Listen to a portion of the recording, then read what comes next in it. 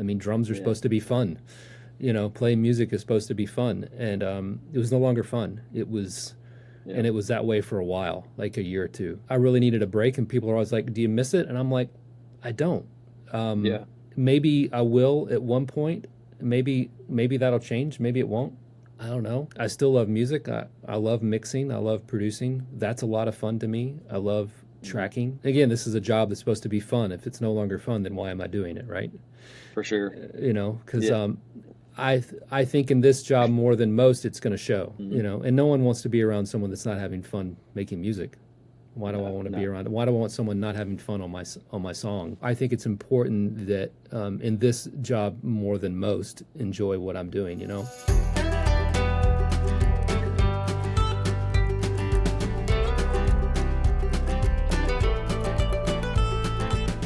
What's up, everybody? Welcome to another episode of the Studio 101 Recording Podcast. My name is Brad Phillips. I'm your host. Today we are with Mr. Ben Phillips. Ben is a longtime friend from way back in the Belmont days, probably 1995 or 96. Almost 30 years, man. It's been a long time. I guess since the first time we met. But Ben is a engineer, mix engineer, producer, drummer, based out of Nashville, Tennessee. Ben, so good to have you on, man. Thanks for coming and spending some time with us on the podcast today. Yeah, man. Thanks for having me, man. I appreciate it. It's gonna be fun. Yes, sir. So I guess we probably first met 95 or 96 on campus at Belmont, somewhere along that time. Yeah, probably somewhere. I mean, I don't even remember the first time. I just remember we were playing a lot with different artists and doing different things kind of all the time. But I don't remember when we actually met. But I know it was probably, if I was guessing, it was probably in the studio at Belmont somewhere. Yeah. It's somewhere because we were all down there hanging out all day long during the week. So yeah, that's probably where I met everybody because I pretty much never left there. So. Yeah, because you were you technically like a manager or a house engineer? What was your title at that point at Belmont? Is staff engineer. They had a handful of students that got qualified to be staff engineers. So you would, you'd get paid a little bit of money to basically be on call or be around the studio when other students were doing sessions and stuff. So, and then when the studio wasn't getting used, you got to use it. So that's why I did it. So in between classes, when school was out of session, we got to use the studio as much as we wanted. So we just hang out there for days on end and just record for free.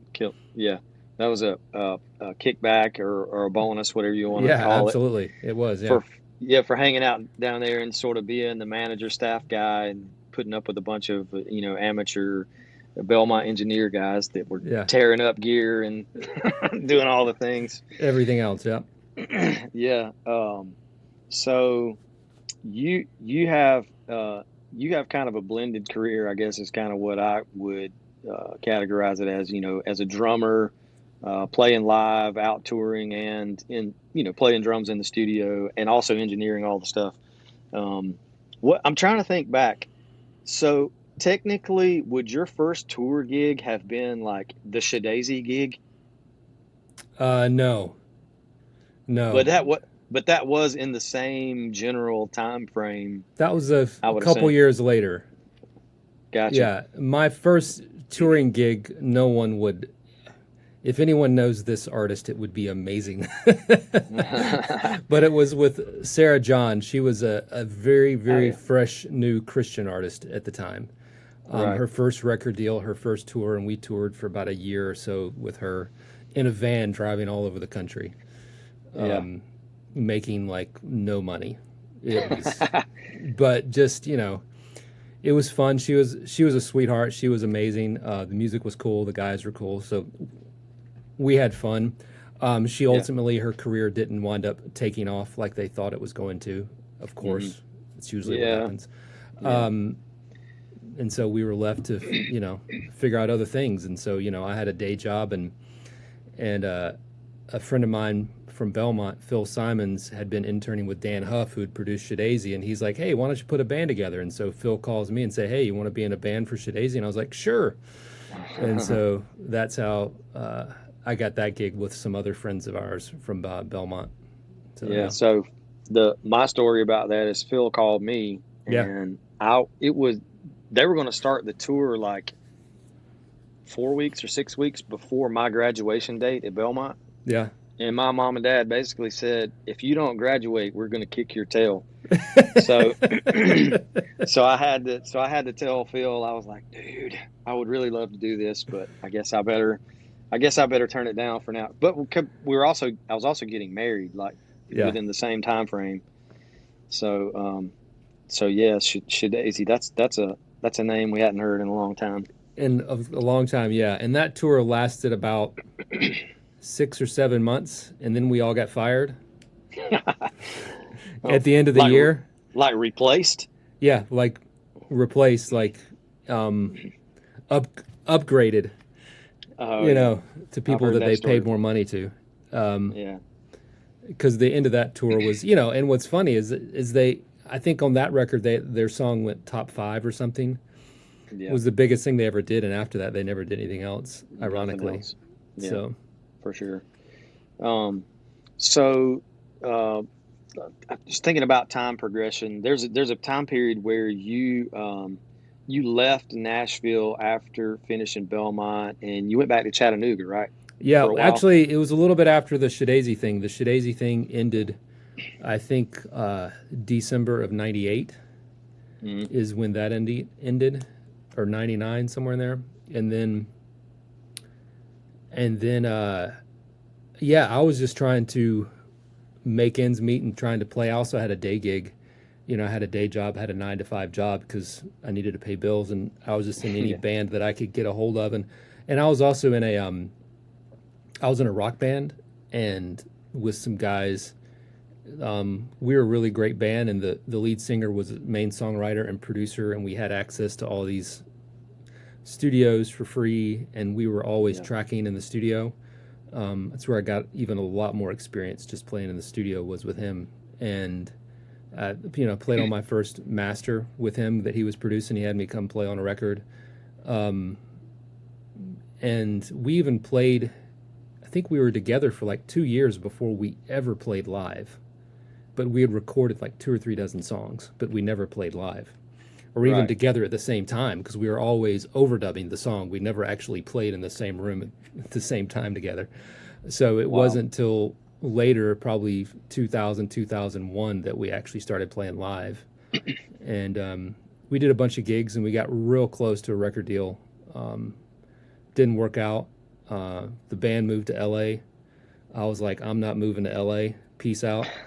And 6 months later, the band was broken up anyway, so I kind of saw that coming. And Yeah, I'm sitting around Nashville licking my wounds after yeah, that, and wind up moving to Chattanooga. My family's from Atlanta, but my parents had moved to Chattanooga in the late '90s, about '98. My dad was in real estate development and construction, and so I went there and started working with him, doing that for a few years, and I think it was '02 to '04. I think I was there. yeah. Did that for a bit, and that ended disastrously. I won't go into that. That was a long story. And then I Yeah, came back to Nashville. And yeah. What's hilarious? I was thinking before we started this podcast, I was thinking about I kind of had a similar thing to mhm. you. When I got married, we decided to move back. We decided to move to South Carolina, and I opened the studio here. I think in 2000 ish, 2001, Mhm.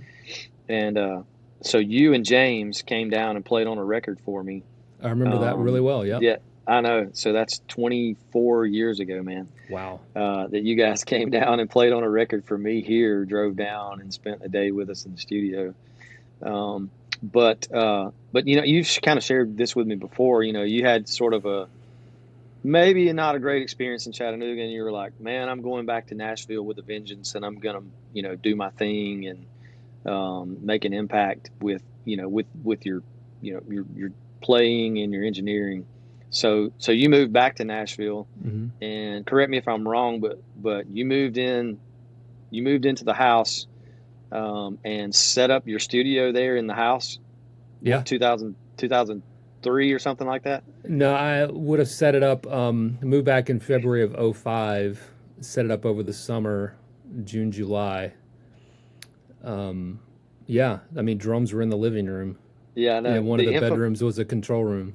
And Yeah, Ben was infamous. Ben's studio setup was infamous in town with the yeah, drums all the time in the living room. He had yeah, his control room and a bedroom. yeah. It sounded incredible, and it was a thing. And man, people were like pumped about it. Yeah, Everywhere. it was really well. I mean, it took me a few months to get going, but basically since that fall of '05, I mean, I worked every day since for like 15 years. Yep. So, can't really complain. It worked out well, and I was in that place for about 2 years. No, I was no 3 or 4 years. 3 or 4 years. I think I left. I think I was in there from '05. Then I got married in '07, and then I think I moved out in like '08 or '09, and I bought a place in Berry Hill. Yeah, and just to let everybody know that how awesome Audrey is, she would let you keep your drums in the Yeah, living room and work and move around and be married all at the same time. yeah. For a little while, I think it was for about a year. Yeah, I think Then she there was was like, a no more. yeah there was a conversation and a limit. She was like, "This is fine for now, but sooner or later we're gonna have to figure out something else." But that's when you moved over to the place at Berry Hill, I guess, right? Yeah, You yeah, and set up shop over there. I was there for about 10 years, Yep. and that And was just a house that I had converted to a studio. So it was just studio. It was a commercial space, and it was about, I don't know, 1,200 square feet or so. yeah. It was not anything flashy at all. Yeah, but But that's not what matters though. Like, no, well, it matters to some people. well, yeah. It does matter to some people, but it was effective. It worked great. It worked well. It was close to home. It sounded really good. It Hmm. had plaster walls and hardwood floors on a crawl space, not a slab, which is my favorite setup, which was my old Right. house too. So Hmm. plaster walls and hardwood floors, this floating, the drums just resonate and echo in a way that's different from, you know, Yep. anything else, any other materials in my experience. There's a je ne sais quoi to it that I really Yeah. like. So I got lucky with that one. When I bought the house, I didn't know that it was plaster, and then I got in there and I was like, oh my gosh, this is plaster. This is amazing. Yeah. So yeah. For sure. Yeah, there's tons of stuff I remember about that place. Like specifically your Pro Tools rig, you had a rig set up at the drum Mhm. kit so you could engineer and play drums at the same time, Yeah, which and that still blows my mind. yeah, with today's technology, I might do it differently. There might be other options, but at the time, the only options that were available were basically it was a mirrored setup of the control room. So it was like a 50-foot DVI cable. At the time, it was DVI because that's what monitors were hooked up to. Now, mini HDI or whatever it is. Correct, yeah. Um, and then and also the biggest problem was the USB, because now you could it was just far enough that Bluetooth wouldn't reach. It was like 35, 40 feet. So Right. Bluetooth was a little far, and going through walls and everything, that's a little much. Be problematic. So you had to extend the USB, and the only way that I found to do that was over Ethernet.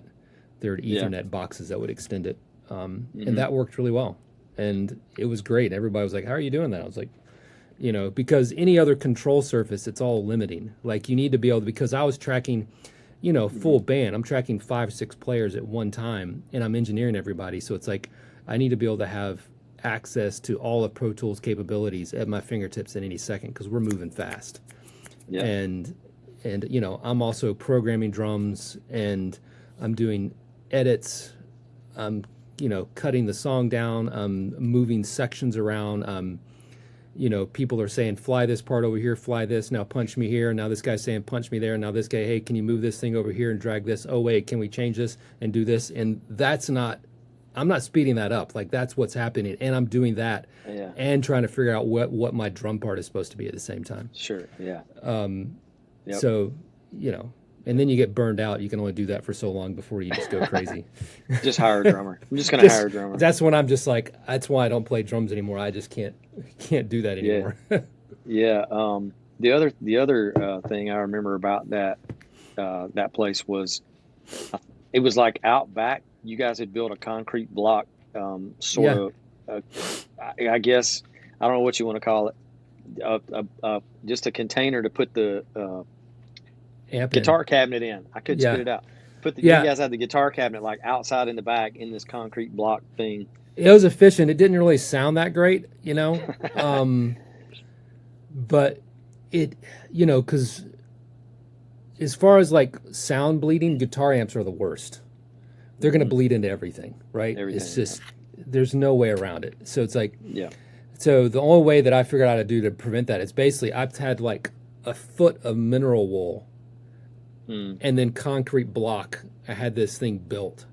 So it was concrete block and mineral wool. And so you basically put this thing inside with a top of mineral wool on top of it. It's like, it was surrounded by mineral wool and it's like, and concrete block. So you could stand next to it and have a conversation and the guitar amp was on like full blast. Yeah. It was wild. It was wild. Yeah. So I just had a cabinet in there and the head was, out in the studio. Yeah. Very cool. And did that. So, when you got over to Berry Hill, tell me a little bit about the clientele base that you started working with on a regular basis. I know you had CL was probably one of your consistent clients, I guess. CL Publishing. I know you worked on a ton of records with a ton of artists. What's a rundown? What's a discography kind of look like of your clientele base over the last 20 years? Oh gosh, it's a little bit of everything. I'd have to look it up. Let me tell you a little bit how I got there, and some of those names will come to light if that's okay. Yeah. Because like most people, it's kind of a weird story. Like it never really makes any sense. But like one way, it's like I just moved back to town, right? So if we back up to I just moved back to town. I just put the studio in this house. I didn't know what the heck how it was going to work. I wasn't really working all the time yet, right? Yeah. All of a sudden, I get a call from my friend of mine, Matt Stanfield, buddy of ours from Belmont. He's a keyboard player. He's like, "What are you doing right now?"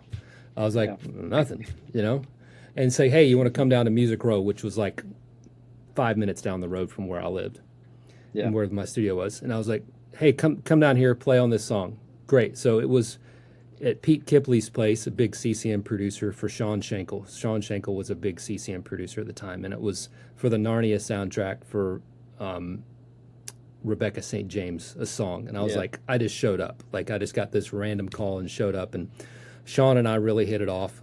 And so Sean started calling, and Sean was also buddies with Reed Shippen. Reed Shippen's a huge mix engineer here in Nashville, does a lot of stuff now. Yep. And I'd known Reed from the band that didn't work out days. So I'd known Reed even before this. Reed and I had gone way back. Yeah. And so wound up doing this record. Sean and I really hit it off. So I started doing all these CCM records. I played on I don't even remember who all. It was like Natalie Grant and I can't even tell you some other. And I wound up meeting Chris Stevens and played on some stuff for him, who was produced Toby Mac and some other people doing a bunch of things like that. And then I wind up meeting somehow or another through all that, I wind up meeting Ian Eskelin, another big CCM producer. With him, I wound up playing on Francesca Battistelli, did a few of her records with him. And who else did he did Me and Jesus, what was that band? I cannot think. He did a bunch of things. Bunch of CC, and Ian's a trip. You need to have him on. He's a character, and he can just produce anything, and he's so fast at it. And then trying to think. So I was playing with them, and through Reed, who I'd mentioned earlier, and Sean, I wound up meeting this guy named Ilya Tashinsky, because they're like, actually, first it was playing for this other artist that they had recommended me to, and Ilya was on the session. I wound up meeting Ilya. Ilya's a session player, guitar player, and him and I kind of hit it off, and we started the next thing I know, I'm playing all these sessions with Ilya at the house, all these demo sessions. And there's all these different writers are coming in, and then I wind up moving over to Berry Hill, and Ilya keeps calling writers, and I'm meeting writers like Shane McAnally, Josh Osborne, and the Old Dominion guys, Sam Hunt, all those guys are there. Trying to think. Probably Gorley. Gorley, yes, thank you. Gorley was there. Hillary Lindsay was there. Luke Laird at some point. You just go down the list of who's a big writer in Nashville, and at some point or another, they were through the doors there, and we were playing on their songs, right? And so you're kind of meeting all these guys, meeting Shane, and Shane and I hit it off, and I worked a long time for Shane and Old Dominion guys. I did so many demos with those guys before they were anybody. Wow. And we were, I was working with them every month. Like, I cannot tell you how many hundreds of songs I have on my hard drive still of theirs that we cut together. And I love their writing, man. It's so good. The writing for the stuff that they put out is so intuitive and well done, in my personal opinion. Yeah. Not to knock anybody else that's putting stuff out, but like those guys in particular, if they have a thing, and when they put out a song, you're like, okay, yeah, that's real good. Yeah. Well, and that's what it was like working with them even before they were big. This was even before Shane was big, No one knew who Shane or Josh was. And Brandy Clark was there all the time too, working with Brandy, and it was like, these guys are amazing, but no one knew who they were. Ashley had some hits. I don't think he was to the superstar level yet that he is now, but he was still a big deal. But these guys were like, barely paying their bills, driving around in beaters, like showing up. And, I remember the Old Dominion guys, how broke they were trying to make, ends meet, And so just working with all the guys kind of like that. And then on one of those sessions I was playing with, it was an Ilya session, and Adam Schoenfeld was there, another guitar player who I'd known since the early 90s, a long time. And he was like, hey, what are you doing tomorrow? I was like, it's like one of those, well, it's like I said, I was always working, but I was like, I wasn't tracking every day. And it's like, I was mixing so much that it's like, if someone says, what are you doing? It's like, I just push the mix back and say, sure, we'll track. You know what I mean? You just kind of fill in the holes. It's like a thing you do, yeah. It's a thing you do. It's like, I had stuff to do, but could I do what he needed me to do? Sure. And it turns out it was an overdub for Scott Hendricks for a Blake Shelton Footloose song. That no one ever, the Footloose song tanked, the movie was horrible, and no one ever watched it. It's no big deal. But what it did start is a relationship with Scott Hendricks. Him and I hit it off. Yeah. And because of that, he's like, basically, what are you doing for the next 5 years of your life? He didn't really say that. That's hyperbole, but that's what happened. That's kind of what happened. He's like, so here's the Blake Shelton record, and hey, you want to edit it? And I think the first song I edited was God Gave Me You. And he's like, and that was kind of like my going back to school for learning how to actually make a record. It's like, this is how you make a record. Go. Yeah. And I was like, what? It's like, I thought I knew how to edit and make a record. I didn't know how to make a record until I started working with him. And it's like, oh, this is what, okay, I understand that. And it took, I've worked on, I don't know, a dozen or 2 dozen records with him. And he would send me some live stuff to mix for like, I mixed a live video thing for Blake and Dan and Shay and Brett Eldridge and Jana Kramer, and I'd worked on some of those records, and I'd edited. There's probably 3 or 4 records in a row of Blake's that I edited throughout there, and I did that for a few years, and it was a great experience. He was tough, really tough, and really kind, both at the same time. Kind and also like, you got to redo this. No, I want this. Like, he wanted it perfect. Yeah, crazy, perfect. Because all those were all those records going to Knee Bank for mix. Yeah, then they were. Yeah, not anymore. But all those records were all Knee Bank. Yeah, and I got to sit on some of those sessions with Knee Bank and see what he's mixing in it, and watching him mix is a whole nother thing too. And seeing some of his mix sessions, you're like, what? You're not doing anything.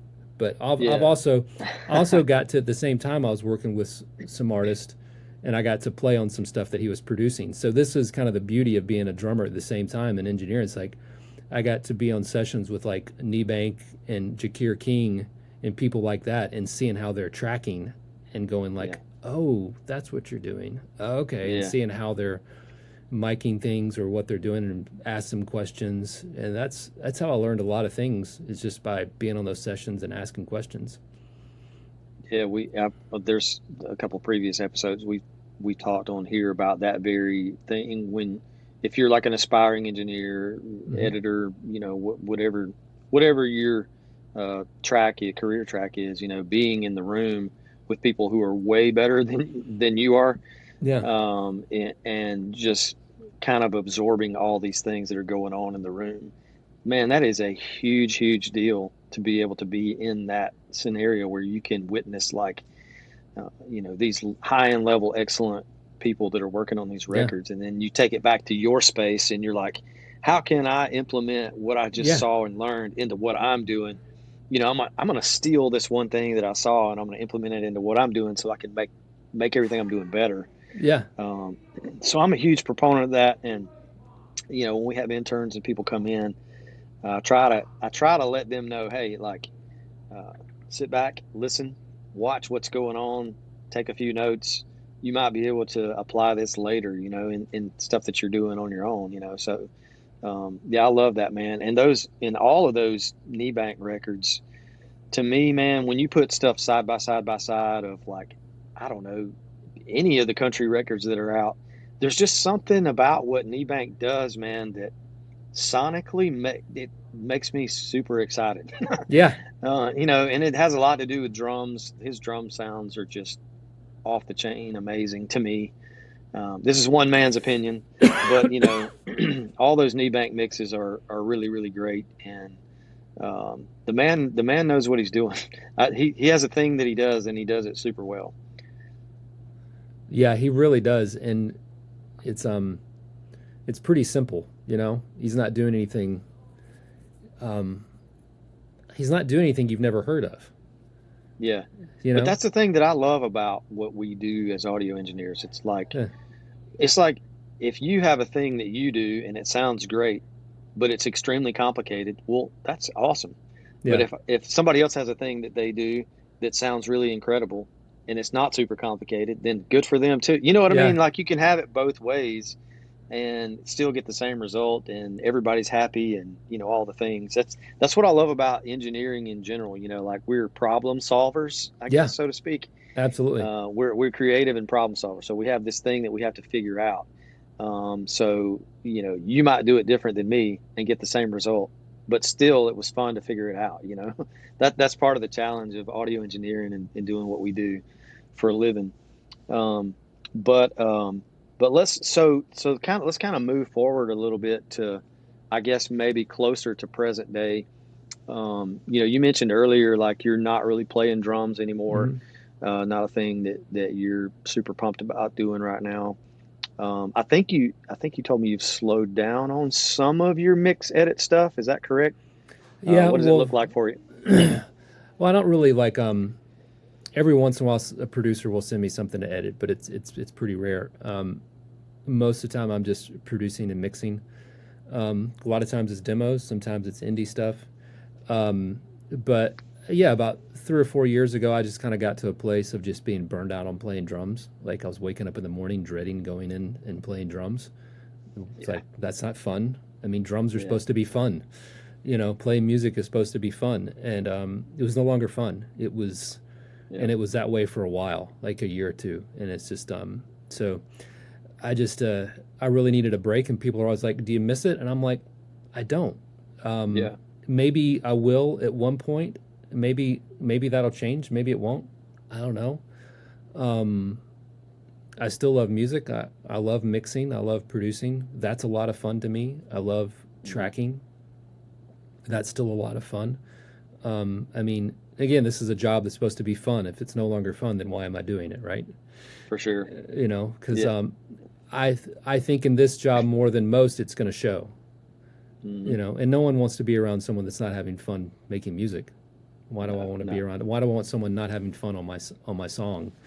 yeah, So I've I think it's important that in this job more than most enjoy what I'm doing.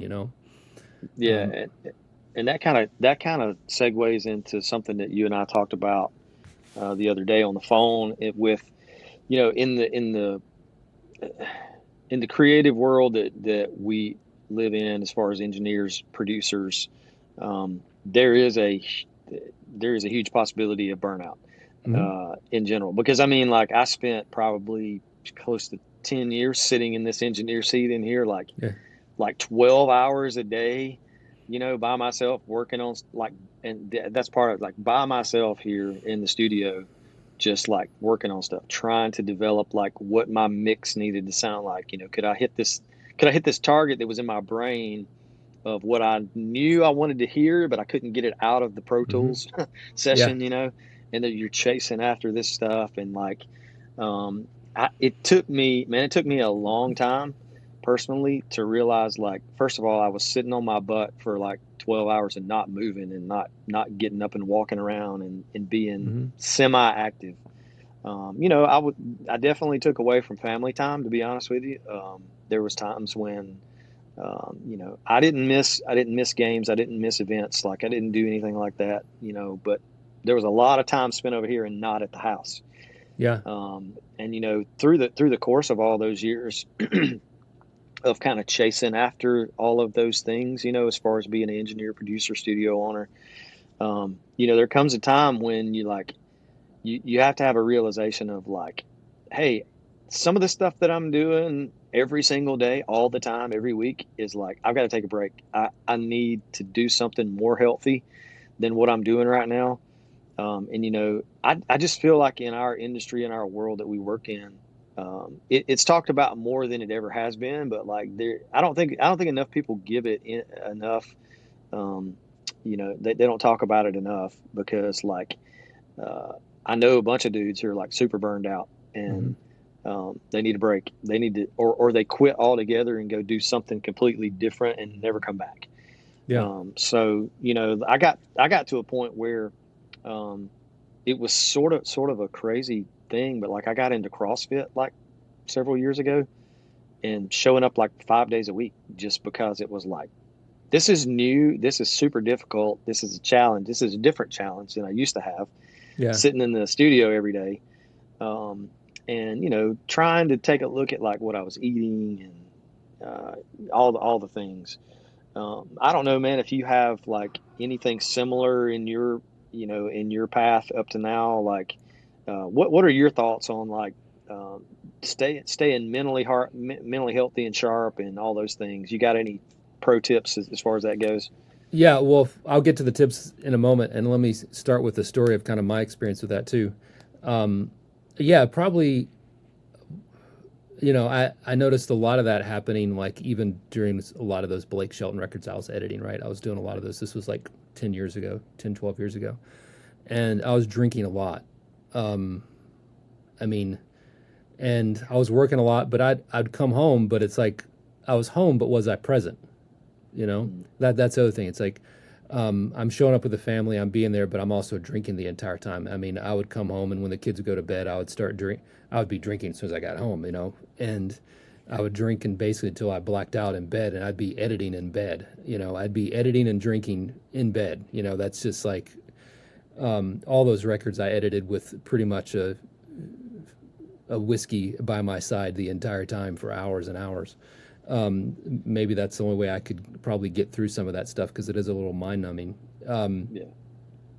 But you know, I think there's a lot of, in my experience, there's a lot of fear, right?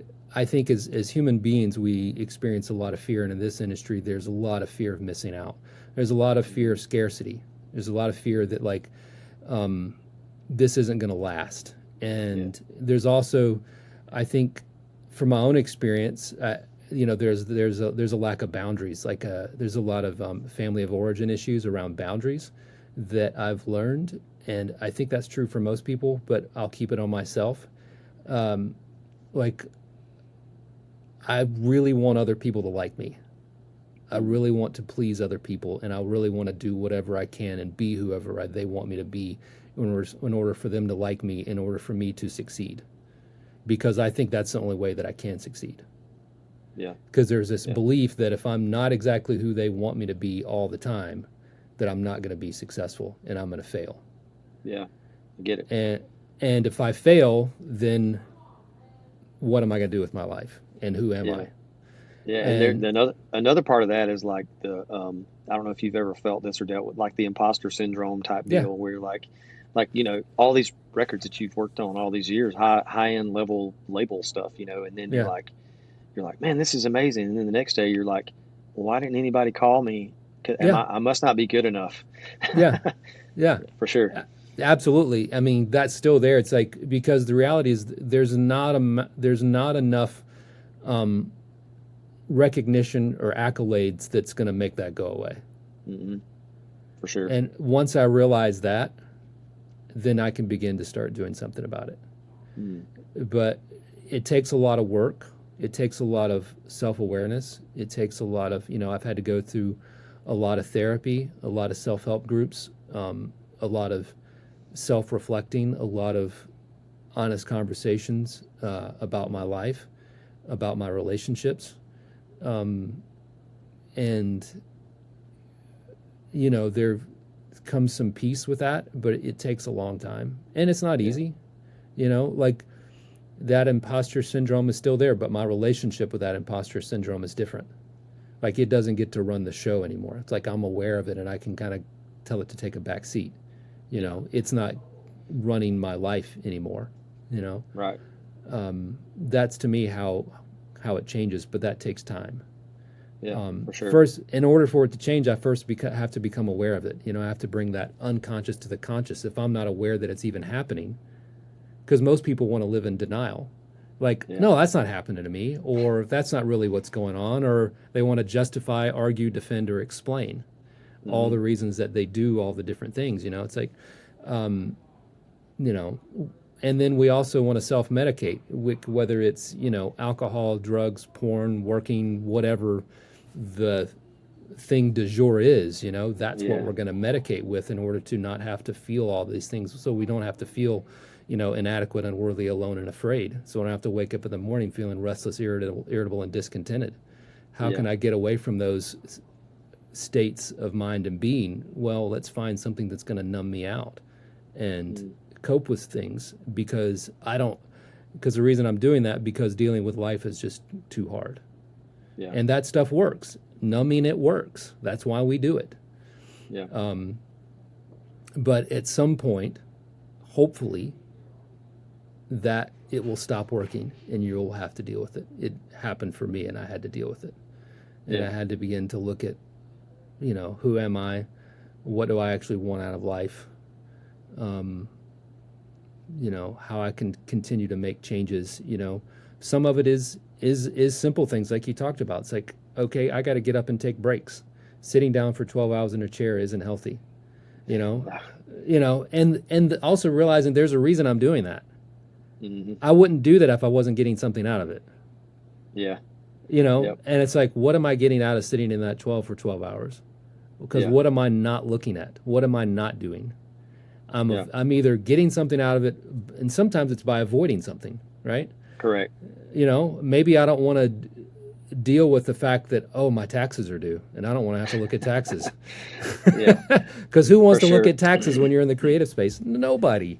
No. I don't want to have to deal with the IRS. I mean, that's just fear and shame and inadequate and worthy, and it's like, I don't want to have to spend all that money. Mm-hmm. And then there's so I can get up, I can move around, right? What are some other things? It depends on what's your level of spirituality. Am I going to get up and pray and meditate? Yeah. That's an option. You can pray to whoever you want, right? Or not pray. Maybe it's just meditate. Maybe it's just mindfulness. Maybe it's just breathing. Get outside and exercise. Hey, here's another idea. Make a phone call to someone that's maybe going through something similar that you're going through. Yeah. And ask them how their day's going. Right. And just be there for someone else. Helping others is another way of getting outside of our heads, getting outside of our body. We tend to think we can think our way through the problem, if we just think our way through these feelings will go away. If only that were true, right? Feelings sure. are feelings, thinking is thinking. It's like, especially as men, I'm not want to overlook the women that are in this job, because there are, not near enough of women in these jobs either, right?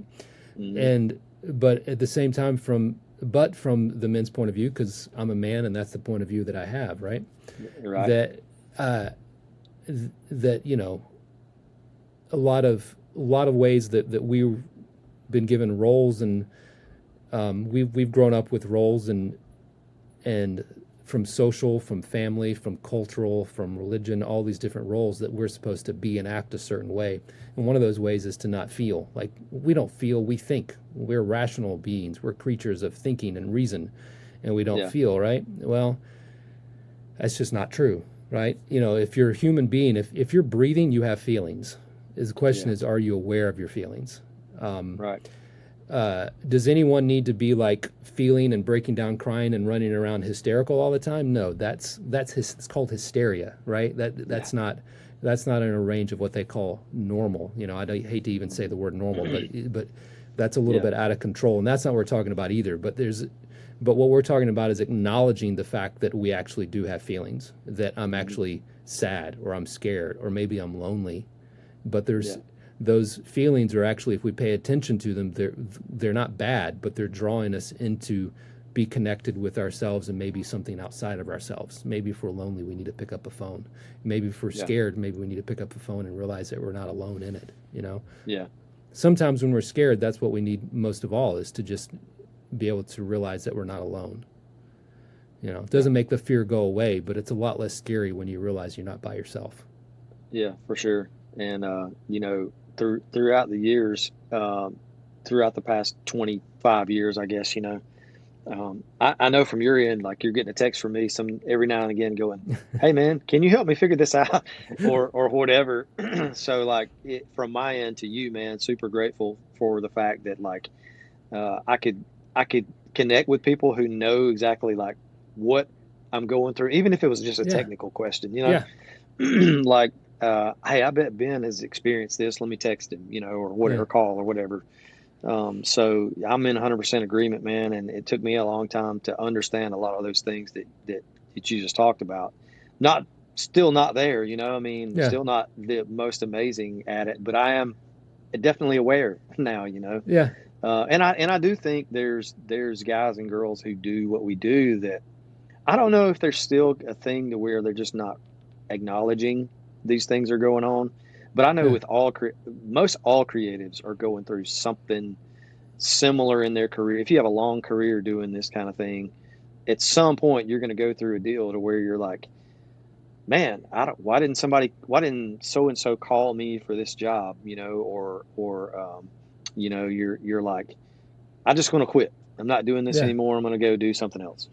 So I know personally I've had those feelings, and other people who've had the same kind of thing going on. So I wanted to take a part of this because I knew your story and things you had been through, man, and I wanted you to be able to share with other people, just like you said, so that somebody out there who might be going through the same thing can say, hey, well, here's Ben Phillips. Like, he's worked on records with Blake Shelton and major label stuff, and, like, hey, he's feeling these same feelings that I am. Yeah. When it resonates with someone else, that's a thing from my viewpoint. Like, when something you've been through resonates with somebody else, man, I don't know, it's a good feeling to be able to know, like, hey, I can kind of help you with that, or I can help talk you through that because I've been there, So I think as human beings, our stories are super powerful, and we can use those to connect with people all over the place through whatever career you're in. Your story might resonate with somebody who's not an audio engineer. Another weird connection that came through Belmont was a guy named Jeremy Johnson. Yeah. This guy we went to school with, another writer, a keyboard player, and I had just moved back to town, and he had asked me, said, hey, you want to come? There's this new young kid I've been working with. You want to come play drums? I was like, sure. This kid named Brent Anderson. He was like 16, 17 at the time. Brent. Yeah. The man. So he was really, really young. And I was like, sure, let's go hang out. And we kind of hit it off, and super talented. He was young. He was still really green, but you could tell he was really talented. So we kind of kept this relationship going, and this was like 20 years ago, right? Or almost. Brent's like in his 30s now. And and Brent winds up writing a lot of country stuff, and he gets a deal with Seagale with Chris Dubois over there. Mm-hmm. And we wind up doing this session, and on this, wind up doing a bunch of demo sessions with Brent. And Brent's done a couple of indie records that I've played and engineered and produced on, and over the years. But this was in 2012. We were doing we were doing a demo session, and on that demo session, we did this song, and it was just yet another song on that day. We just did it, no big deal. I think it was, in a hurry, 5 songs in a session, one take, here you go, boom. And then I mixed it a week later, and then it was out, and the next thing you know, it was Buy Me a Boat by Chris Jansen. That's totally random. It was totally random, and it just kind of like took off. You're like, okay, that was weird. Yeah. And they put out the demo mix. At the time, Chris Jansen didn't have a deal. He put the song out independently. Bobby Bones loved it, and then Warner Chappell got a hold of it and got him a record deal. And so we had to go back in. We finished the record. We did half the record. I engineered and played drums on it, and Brent and Chris Dubois produced it. And then we did the next record as well. We did another, I think, half of that record as well. And there's a bunch of other things I've done with Chris over the years, on and off. But yeah, that was a weird thing. And then also around that time too, like Scott Hendricks, back to Scott Hendricks, he would also, again, he would send me a lot of. He was helpful in just always sending me different things, and he sent me this one Canadian artist. He was on Warner Canada. This young first record Canadian artist. He was coming in town, meeting with labels, and he had met with Scott Hendricks, and he's like, here's a record. He's like, well, it's really not done. You need to go talk to Ben. So they called me, and they said, hey, Scott said we need to talk to you. Can you finish the record? And the record was done, right? There was 12 songs on the record. Every song had been mixed. It had already been produced. There's already like 3 producers on the record at random times. And he said, hey, will you finish this record? And I was like, sure. His artist name was Brett Kissel. And so I get the masters. They send me the files. I start going through it like, this is going to be our first single. Can you work on it? I was started with the song. He had co-written with Craig Wiseman. He had sat down with Craig Wiseman one day. Craig Wiseman, here you go. Here's your song, pretty much. Yeah. And he was like, this is amazing, And so he had already recorded the song. I got the song, and I went through the files, and I was like, sorry to the other producers that are out there. I don't know who you are. I've never met you, but it sounded like ass. And so I pretty much deleted everything. I just went through the song, and I was like, I think maybe I kept the vocal, maybe. I don't know. I think we wound up redoing everything. I think I took it, and I even rearranged it. I changed the order. I moved the solo around in the bridge and did all this other stuff, and put a loop on it and stuff. And then the manager and the artist came in a couple weeks later, and they said, so how's it coming along? What do you got? And they came in, they sat down, and I played them a loop and a vocal. And I said, I'm redoing the song. And they were like, what? Oh no. We just wanted you to like tweak it. I was like, no, it's all wrong. They're like, okay. So we did that, and I did that to a few other songs. And they actually added one more song that I tracked from beginning that hadn't been produced yet. And then I wound up remixing the entire record. Most of them, those 2 were the only ones that I did that dramatic of. Most of them I just kind of like mixed and kind of tweaked a few things. Yeah. So wind up with that record. He wound up with 5 number 1s on that record. All those songs went number 1 that I produced in Canada. Wow. And, he got a gold record in Canada and won some Juno Awards and has had a big career in Canada ever since. Nice. But it's one of those things too. It's like, oh man, we love you. This is great. Everybody's high-fiving and everybody loves each other. And like, we're definitely going to call you for the next record and yada, yada. Never heard from him again. Never again. Never again. That's so frustrating. And it's one of those things you're like, what did I do? What? You go there and you redo the record and get them 5 number ones, and then they never call you again. Yeah, you're like, why? And also, I didn't get any points on that record because all the points have been given away. I was like the 4th or 5th producer. They're like, there's none to give away. I mean, I got paid okay. I got paid for my. It wasn't like I made a killing. I made just enough to make it worth my while. Dude, that is the worst. I'm not sure. Yeah, I'm not sure you've ever told me that one before. That is wild. Yeah, that's one of those stories you're like, and I appreciate Scott sending me that. I mean, the only reason I got that gig was because Scott said, you need to call this guy. Yeah. But that's the only reason I got it. Well, you had a track record of in a relationship with him to know, like, he was like, this Ben is the guy. He's going to make it happen, which is great. It makes you feel good, and you're appreciative and all those things. Yeah. But then when they don't come back, you're like, dang, what did I suck. I must suck. I suck. Well, they didn't come back. Well, I knew that wasn't the case because they went number 1. There was some validation in there, and it's like, but I'm like, it doesn't. That's just one of those things. Like, sometimes in the music industry, it just doesn't make any sense. Yeah. You can do everything right, and it still doesn't work out, and you're like, why?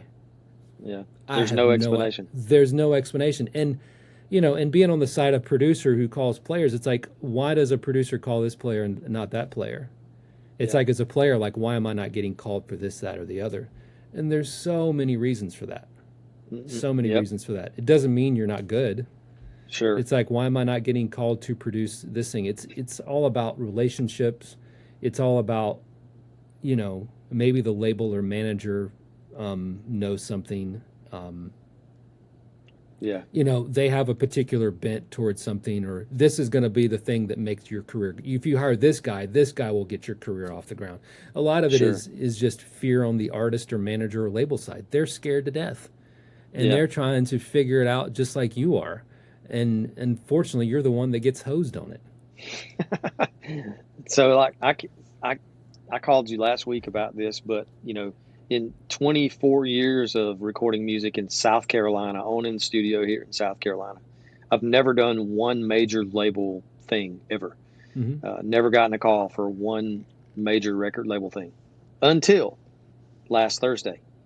Got a call to do a mix on a major record label thing. And I'm like, this is bizarre. This is absolutely crazy. I've never had anybody call me and ask me to do this before. And here we are on a Thursday at 2:00, and the mix is due by 5:00 on Friday. Yeah. But that just goes along with what you were saying, and the fact that, like, you're plugging along doing what you're doing, and all of a sudden you get the craziest thing kind of happens, and you have no explanation, and then you may not ever get to do it ever again. Yeah. So you, like, savor the moment, and I'm like, woo, we mixed the song for a major record label and all those things. So I'm just gonna enjoy it and be happy about it. And for now, I don't know if we'll ever get another one ever again. But it is what it is. It was awesome that we got the call, and song's coming out Friday. So we'll see how that goes if we get another call or whatever. So, but I feel you, man. I'm totally with you. I understand. I understand everything that you're saying, 100%. Yeah. And hopefully somebody else that's listening will understand as well. Yeah. I mean, I even had just a couple years ago, I did this demo for Jesse Alexander, Hunter Phelps, and Chase McGill, and it was a song they'd just done. It's called Chevrolet. And I did this demo. I built this. This wasn't We Tracked Live. Like, I built it from scratch. So I put a loop on it. I think Chase did a little acoustic. I had him do a little slide. I flew around. I put some whirly on there, and programmed some bass and they sang it and that was it. It was pretty simple little demo. Yeah. But it wound up getting cut. Dustin Lynch cut it. And Zach Crowell produced it. And they loved it so much, they used some of my tracks. And so I got co-production credit on there. Right. So random, right? It's like I get co-production credit on a Dustin Lynch song because they used a loop and a whirly. And all the whirly was me taking the acoustic in Pro Tools and dragging it down to a MIDI track and deleting the notes I didn't want. Oh my God. I don't play keys. It's just like, audio to MIDI. Here you go. Yeah, and, for sure. And it was just real simple, just comping the chords. Like I just wanted to do whole notes. I just wanted to fill in that space to give a little movement. And, and I'd gotten Chase to do a little slide part that I tuned to hell and back in the chorus. And they wound up using that or copying it. And a little loop that I put together because it was the Dobie, give me a beat boy. Dobie Gray. Dobie Gray. Yeah. That was the melody. They just changed the lyrics. So you already had a roadmap of what to do, right? It's like, do this.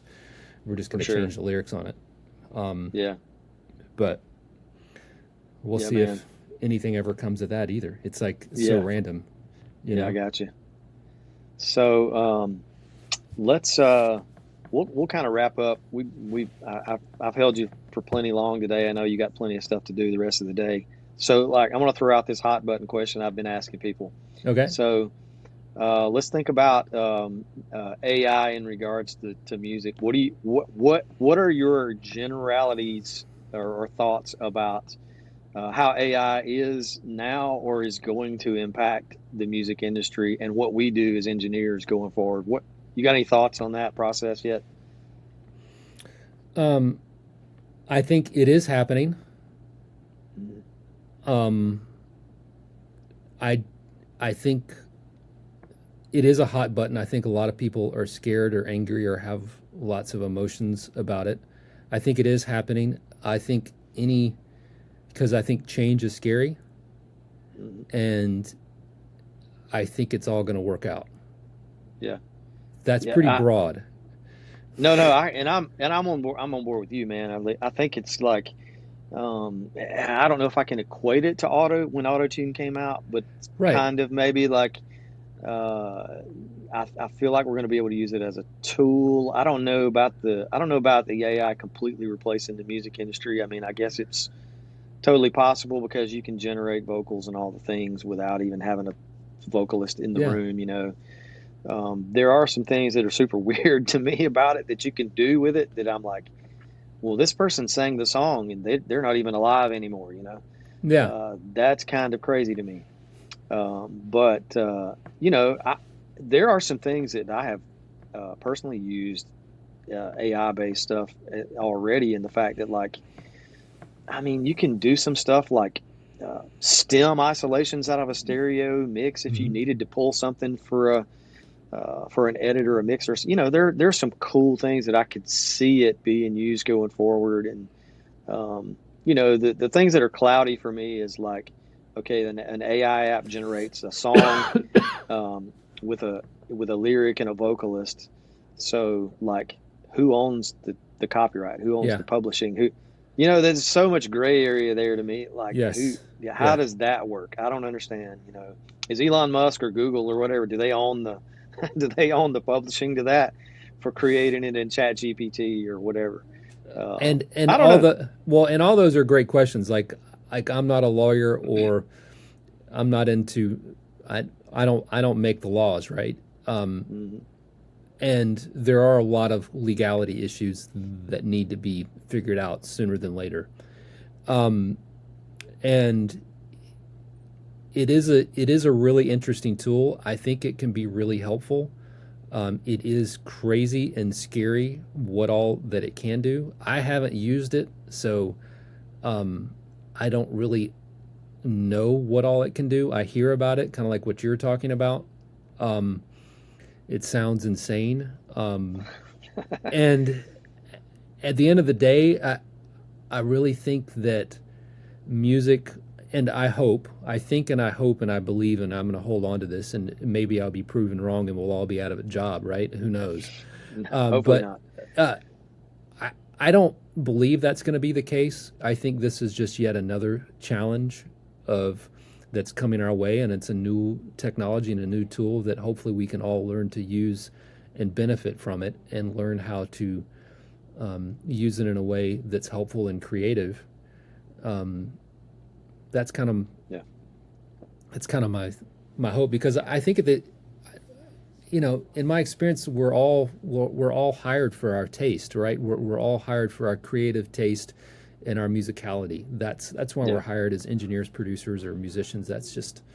And so I don't think that's being changed, even if we're using AI to do it. Sure. We're still having to tell AI what to do. We're still having to judge AI's performance and saying, yes, that's what I want to use or not. We're still having to do those two things. So it's like we're still having to use our taste and our judgment and our criteria on what's going to be acceptable and what is needed in this situation. So that's kind of how I see it. Yeah, I'm with you, man. I'm kind of in agreement on that. I don't think I think we can end up using it as a tool. It's going to be able to integrate it in and hopefully improve some stuff that we're doing or weren't able to do previously. With advances of technology that come along if you have anything to do with the music industry, technology changes like every 5 minutes.